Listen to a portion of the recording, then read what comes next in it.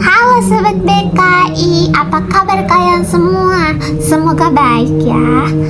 Nah, sebelum kita mulai, perkenalkan terlebih dahulu, nama saya Nur Kasta Febriani dengan NIM 2484130181. Saya berasal dari Universitas Islam Negeri Syaiber Syekh Nurjati Cirebon, dan saya berasal dari Fakultas Dakwah Komunikasi Islam dengan jurusan Bimbingan Konseling Islam. Nah, di sini di hadapan kalian semua, saya ingin mengerjakan tugas akhir di semester 1 Bahasa Indonesia. Jangan lupa saksikan terus ya. Bye-bye. Buku yang akan saya review dikarang oleh Bian Adrius yang berjudul Control Your Ego. Buku ini tuh sangat bagus ya untuk kalian, karena di dalamnya itu terdapat banyak sekali motivasi yang bisa mendorong kita semakin mencintai diri sendiri, mengajarkan kita dalam banyak hal yang intinya itu ke diri sendiri ya, karena ego sendiri itu merupakan musuh terbesar dalam hidup. Jadi kita harus tahu bagaimana tuh cara untuk mengatasi ego. Sebelum kita mulai mereview, saya akan membacakan deskripsi dari si buku ini yang menurut saya menarik ya.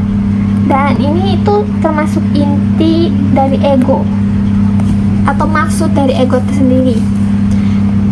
Deskripsinya itu tak hanya dibekali pikiran dan hawa nafsu, manusia lahir juga membawa egonya masing-masing. Ia tumbuh secara genetik dan juga karena perlakuan keluarga dan lingkungannya. Sayangnya, ego kerap kali membawa dampak buruk bagi pemiliknya. Oleh sebab itu, manusia perlu mendeteksi ego seperti apa yang dimilikinya dalam kehidupan sehari-hari sehingga lebih mudah untuk mengendalikannya. Nah, relate banget kan kandung deskripsi ini dengan kehidupan nyata? Ya benar, karena si penulis buku ini ingin mengajarkan para pembacanya untuk memahami ego sebagai suatu yang seringkali menjadi penghalang kita dalam mencapai segala sesuatu. Kenapa bisa? Karena ego itu suatu pakar permasalahan atau konflik yang terjadi dalam hidup kita. Yang saya suka dari buku ini tuh, buku ini membuat saya tahu bahwa ego itu bisa menghancurkan segala hal dalam hidup, seperti keharmonisan dalam keluarga, pertemanan, pokoknya dengan pasangan dan lainnya. Nah, kenapa buku ini itu bagus dan harus kalian baca? Karena di dalam buku ini kita juga diajarkan bagaimana mengontrol ego dan kenapa kita tuh harus bisa mengontrol ego kita.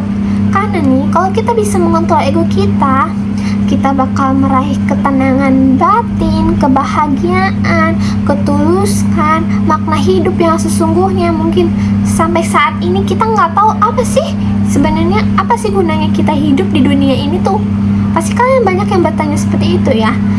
Dan terkadang kalau kita tuh punya ego, kita selalu memaksa kehendak orang atau kehendak diri sendiri yang mungkin sulit untuk dicapai, dan jatuhnya kita nggak mencintai diri sendiri, kita malah melukai diri sendiri.